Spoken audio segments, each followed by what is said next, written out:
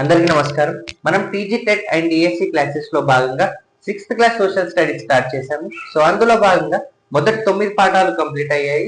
అలాగే 10వ పాఠం సామ్రాజ్యాలు గణతంత్రాల ఆవిర్భావం, emergence of kingdoms and republics పాఠంలోని కొన్ని ఇంపార్టెంట్ పాయింట్స్ మనం ప్రీవియస్ క్లాస్ లో చూసాము. సో అలాగే మరిన్ని ఇంపార్టెంట్ పాయింట్స్ ఈ క్లాస్ లో మనం చూద్దాము. సో మహాజనపదాల కాలం నాటి గ్రామాలు. సో ఇక్కడ మహాజనపదాల కాలం నాటి గ్రామాలు, villages in the times of mahajanapadas. ఆనాటి పుస్తకాలను చదివితే వ్యవసాయం చేసే భూ యజమానులను గృహపతి లేదా గహపతి అనేవారని తెలుస్తుంది. ఆనాటి పుస్తకాలు చదివితే వ్యవసాయం చేసే భూ యజమానులను, ఎవరిని? వ్యవసాయం చేసే భూ యజమానులను గృహపతి ఏమని పిలిచేవారు? గృహపతి లేదా గహపతి అని పిలిచేవారు. వారు కుటుంబ సభ్యులతో పాటు వ్యవసాయ క్షేత్రాల్లో పనిచేసేవారు. సో వారు ఎక్కడ పనిచేసేవారంటే వారు వారి యొక్క కుటుంబ సభ్యులతో పాటు వ్యవసాయ క్షేత్రాల్లో పనిచేసేవారు. వాళ్ళు దాస, లొంగిపోయి సేవకులుగా పనిచేసిన వారిను కూడా పనికి ఉపయోగించేవారు. అంటే ఏమంటున్నారంటే ఇక్కడ ఈ క్వశ్చన్స్ మనకు డిఎస్ లో టెట్ లో రావచ్చు. దాస అలాగే మృతక. ఓకే, ఫస్ట్ దాస. సో దాస అంటే ఏంటి అంటే లొంగిపోయి సేవకులుగా పనిచేసిన వారు. ఓకే, దాస అంటారు వాళ్ళని. Okay, slaves.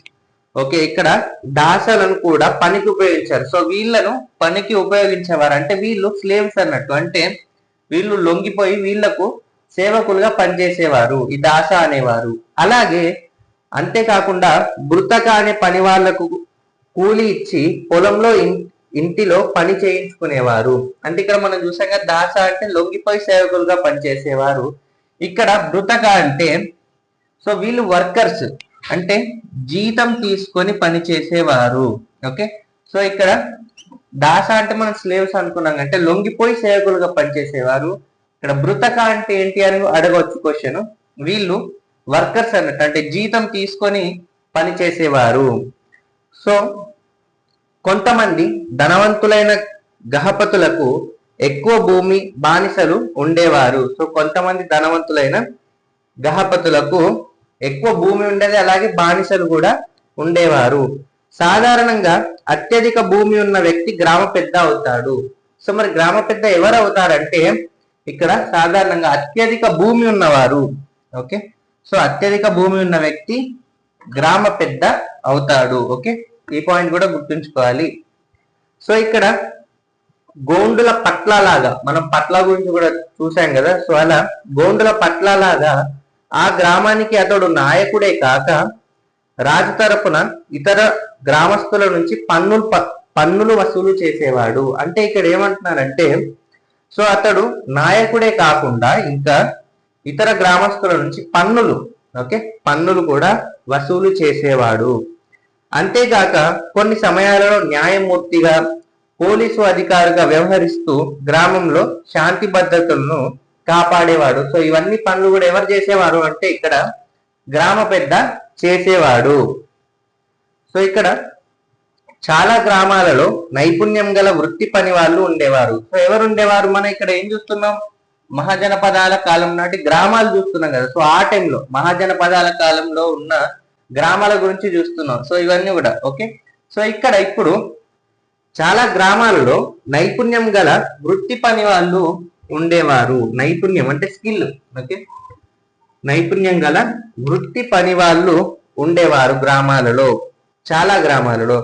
కమ్మర్లు వ్యవసాయానికి పనికి వచ్చే పనిముట్లు, అంటే నాగటి కర్రులు, గొడ్డళ్ళు, బాణాలు మొదలైనవి. ఓకే, కమ్మర్లు వ్యవసాయానికి పనికి వచ్చే పనిముట్లను, వంటకు ఉపయోగపడే కుండలు, ధాన్యం నిల్వ ఉంచే పాత్రలను కుమ్మరి. ఓకే, సో ఇక్కడ కమ్మర్లు ఏం తయారు చేసేవారు?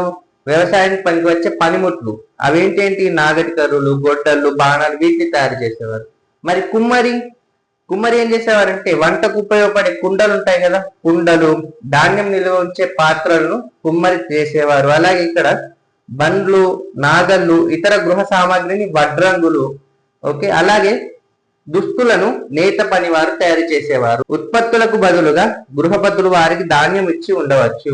మరి వీళ్ళు ఇప్పుడు ఇవన్నీ ఉత్పత్తి చేస్తున్నారు కదా, మనం ఇక్కడ అన్నట్టు నాగళ్ళు కానివ్వండి, దుస్తులు, కుండలు ఇవన్నీ తయారు చేసేవారు కదా, బాణాలు. సో ఉత్పత్తులకు బదులుగా వీరు తయారు చేసిన ఉత్పత్తులకు, ఈ ప్రొడక్ట్స్ కి బదులుగా గృహపతులు వారికి ధాన్యం ఇచ్చి ఉండవచ్చు. మరి వీళ్ళు ఇన్ని తయారు చేస్తారు కదా, మరి వీళ్ళకి రిటర్న్ ఏమొస్తుంది అంటే ఈ గృహపతులు అనేవారు వీళ్ళకి ధాన్యం, సో ధాన్యం అనేది ఇచ్చి ఉండవచ్చు. సో ఇక్కడ ఈ ఉత్పత్తులు వ్యవసాయానికి అత్యవసరం. ఇవన్నీ కూడా వ్యవసాయానికి అవసరమైనటువంటి వీళ్ళు తయారు చేసిన ఉత్పత్తులు.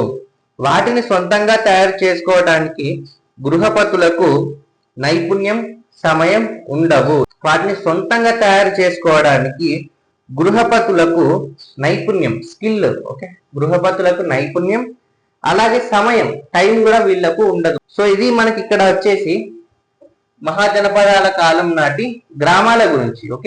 మళ్ళీ ఒకసారి చూడండి. గృహపతి వాళ్ళ దగ్గర పనిచేసేవారు. దాస అంటే లొంగిపోయి పనిచేసేవారు, లొంగిపోయి సేవకులుగా పనిచేసేవారు. అలాగే మృతక అంటే జీతం తీసుకొని పనిచేసేవారు.